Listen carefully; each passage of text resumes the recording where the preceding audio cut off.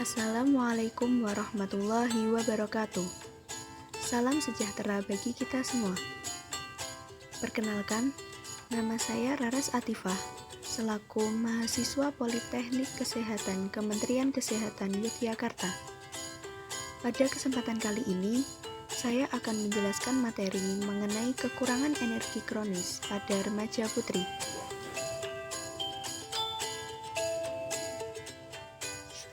Sebelum membahas mengenai kekurangan energi kronik pada remaja putri, di sini sudah terdapat gambar diagram batang hasil riset kesehatan dasar tahun 2018 tentang proporsi risiko kekurangan energi kronis pada wanita usia subur menurut provinsi tahun 2018. Dapat dilihat pada gambar bahwa proporsi risiko kekurangan energi kronis pada wanita usia subur pada tahun 2018 secara nasional untuk wanita usia subur yang sedang hamil sebesar 17,3%. Sedangkan untuk wanita usia subur yang tidak hamil sebesar 14,5%. Pada gambar juga dapat dilihat bahwa Provinsi Daerah Istimewa Yogyakarta ini proporsi risiko kekurangan energi kronis pada wanita usia subur lebih tinggi daripada angka nasional.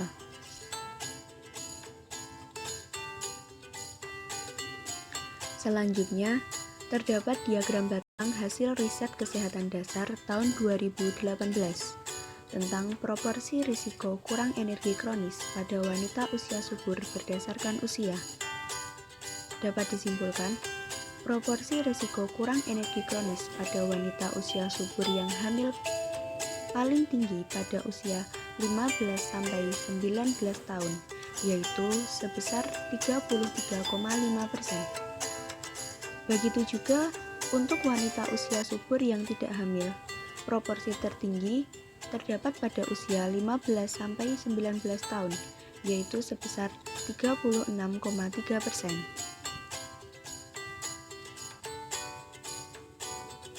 Pokok bahasan yang akan kita bahas yaitu mengenai pengertian kekurangan energi kronis, tanda dan gejala kekurangan energi kronis, akibat kekurangan energi kronis, dan pencegahan kekurangan energi. Remaja termasuk kelompok yang rentan mengalami masalah gizi. Seiring dengan peningkatan populasi remaja di Indonesia, masalah gizi remaja perlu mendapatkan perhatian khusus karena berpengaruh terhadap pertumbuhan dan perkembangan tubuh, serta dampaknya pada masalah gizi dewasa. Masalah gizi yang sering terjadi pada remaja yaitu kurangnya asupan zat gizi yang mengakibatkan kurang gizi, yaitu terlalu kurus yang dapat memicu terjadinya kekurangan energi kronis atau KEK dan dapat terkena anemia karena pengertian kekurangan energi kronik. Kekurangan energi kronik atau biasa disingkat menjadi KEK adalah salah satu keadaan malnutrisi, di mana terjadi kekurangan makanan yang berlangsung menahun atau kronik yang mengakibatkan timbulnya gangguan kesehatan. Penyebab dari kekurangan energi kronik dapat dibagi menjadi dua, yaitu penyebab langsung dan penyebab tidak langsung.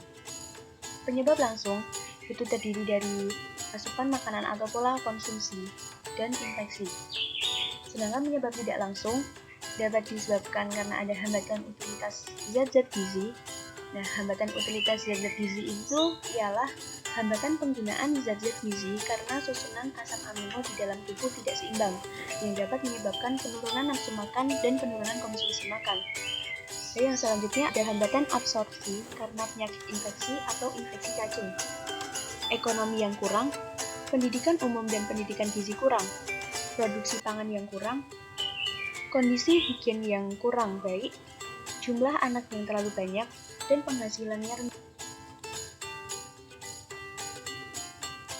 Tanda dan gejala kekurangan energi kronik. Berat badan kurang dari 40 kg atau tampak kurus. Yang kedua, lingkar lengan atas kurang dari 23,5 cm.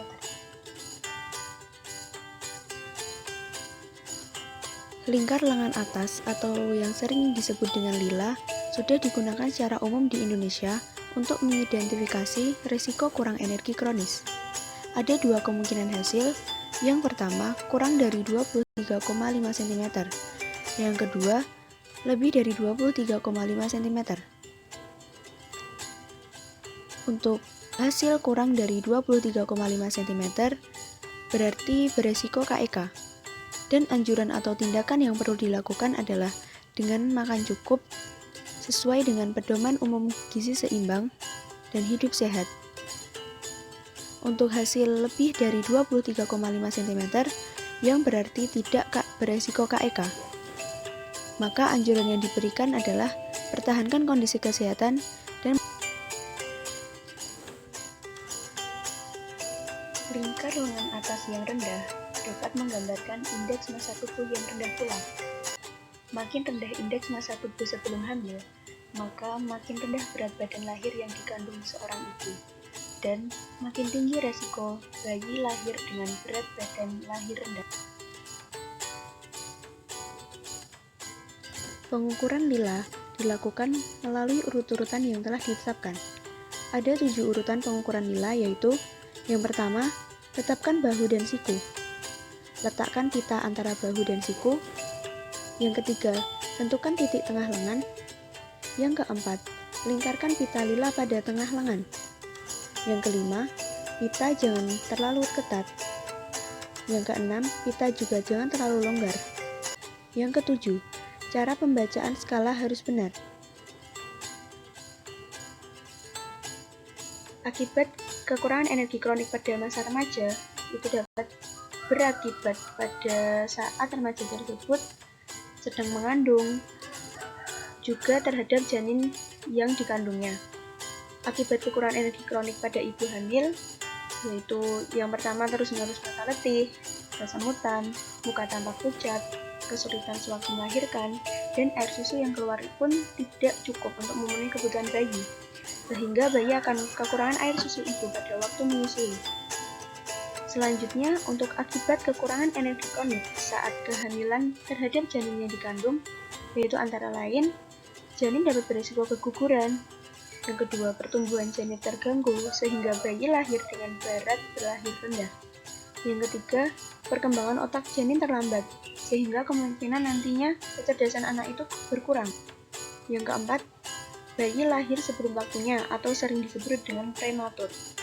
Yang kelima, yaitu kematian bayi. Pencegahan kekurangan energi kronik. Pencegahan ini dapat dilakukan dengan beberapa cara, yang antara lain meningkatkan konsumsi makanan bergizi dan juga menambah pemasukan zat besi dalam tubuh dan meminum tablet menambah. Kebutuhan gizi remaja. Butuh apa saja sih tubuh kita itu? Nah, tubuh kita itu butuh karbohidrat. Karbohidrat itu sebagai sumber zat tenaga atau energi. Kita dapat mendapatkan karbohidrat itu dari konsumsi nasi, kentang, roti, mie, jagung, dan lain-lain. Lalu yang selanjutnya ada protein. Nah, protein ini sebagai sumber zat pembangun untuk pertumbuhan, perkembangan badan, pembentukan jaringan baru, dan pemeliharaan tubuh. Protein ini dibagi menjadi dua, yaitu protein nabati dan protein hewani. Protein nabati itu dari tumbuh-tumbuhan, sedangkan protein hewani itu dari hewan. Protein nabati itu nanti seperti tempe, tahu, kacang-kacangan. Kalau protein hewani itu seperti daging ayam, daging sapi, ikan air tawar, ikan air laut, sosis, telur, susu, dan lain-lain. Yang selanjutnya itu lemak. Lemak itu berguna sebagai cadangan energi. Lalu untuk bahan hormon pertumbuhan juga. Contohnya kita dapat mendapatkan lemak itu dari keju, mentega, minyak zaitun, dan lain-lain. Lalu yang selanjutnya ada vitamin. Vitamin itu bermanfaat sebagai zat pengatur untuk membantu pengolahan bahan makanan dan menjaga keseimbangan cairan tubuh. Kita dapat vitamin itu bisa dari buah-buahan, sayur-sayuran, lalu protein hewani juga bisa. Mineral untuk pertumbuhan dan perkembangan masa pubertas dan remaja. Lalu untuk Yang selanjutnya itu serat. Serat itu berguna untuk memudahkan proses buang air besar, membuang racun-racun dalam tubuh, dan mencegah kegemukan. Demikian pemaparan materi tentang kekurangan energi kronis pada remaja. Kurang lebihnya saya mohon maaf, semoga bermanfaat. Akhirul kalam, wassalamualaikum warahmatullahi wabarakatuh.